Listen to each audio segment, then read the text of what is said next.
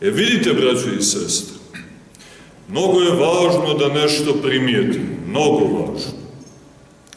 Vidjeli ste čuli ste i vidjeli, jer mi kad čujemo evanđelje, mi je gledamo, takva je to riječ, kad je slušaš, ona ti oči otvara i možeš da gledaš, može da ti prenosi kroz vjekove. Silom Duha Svetoga možeš da budeš tu na licu mjesta, u Banji Viteza, možda budeš gdje god je Hristos bio, ne kao neko ko to sluša, a nalazi se na takvoj razdaljini i distanci da te riječi gotovo i ti događaji gotovo gube na značaj. Pa to je rečeno prije 2000 godina, pa to se desilo tamo u Jerusalimu, pa još u one dane prije više od 2000 godina. Nemojmo tako, braćo i sestre, pa u crkvi su, pa Duh Sveti, ako pažljivo slušaš riječi Svetog Evanđelja, on te moćno, brže nego što bi heruvim mogao i brzo pokretni šestokrili serafim, brže te prenosi i čini te svjedokom i očevidca. Mi smo bili u Banji Viteza i gledamo, jest da smo u Budvi, jest da stojimo, ali tamo smo u Jerusalimu i to u one dane i gledamo. Kao što ovdje možemo, otvorivši naše telefone, da gledamo liturgiju koja se služi u Australiji, ili da razgovaramo sa kumom koji živi na sjevernom polu, da ga gledamo i u realnom vremenu da opštimo sa njim. A šta? Duh Sveti ne može, a savremena tehnologija koja je plod našeg uma, palog ljudskog uma, ona može, a Gospod ne može da te prenese. Još je ovo u vremenu, a Duh Sveti te, kao vječni Duh, kao vječni Bog, prenosi u one dane.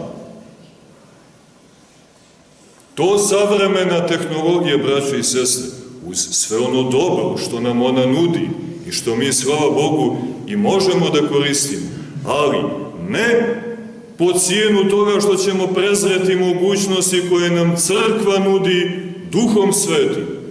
Mi otvorimo evanđelje, nema nikakvih kablova, nema nikakvih punjača. Ovo evanđelje, braćo i sestre, ne ide na struju pa se puni za sutrašnju liturgiju, jer se ispraznilo od korišćenja tokom protekle nedelje i u proteklih nekoliko odsluženih liturgija, pa đakon vidi i kaže: oče, ispraznilo se, valja ga napuniti. A čime ćemo, oče đakone, da napunimo evanđelje? Hoćemo li strujom? Hoće li čovjek da ga napuni? Hoćemo li našim duhom, našom energijom? Nije tako, braćo i sestre. To je Božja riječ. Njoj ne treba punjenje. Ona je vazda puna, ne vazda ista. Hristos nije kao mobilni telefon, pa je danas pun, sutra prazan, a preksutra nemoćan. Dok se ne snađemo, dok punjač ne nađemo i dok struja konačno ne dođe posle raznih restrikcija ili havarija. On je uvijek isti. Isti je juče i danas i u vjekove vjekove. Njegova riječ je uvijek ista, podjednako snažna. I nju čitajući, a Duhom Svetim mi postajemo očevidci. I evo nas danas. Nego pitanje, smo li se mi pripremali, a najčešće, nažalost, nismo. Nego onako hazarderski, u kockarskom duhu mnogi dolaze pa kažu: ajde, možda će izvući moje ime. Možda ćemo na tom ruletu dobiti nešto, eto ja da dođem, ja malo da budem, pa eto, možda i ozdravim. Ili možda će mi krenuti. Ili možda će bolje biti. Ne može tako, braći. A može ono u početku, ali to ne može da bude pravilo.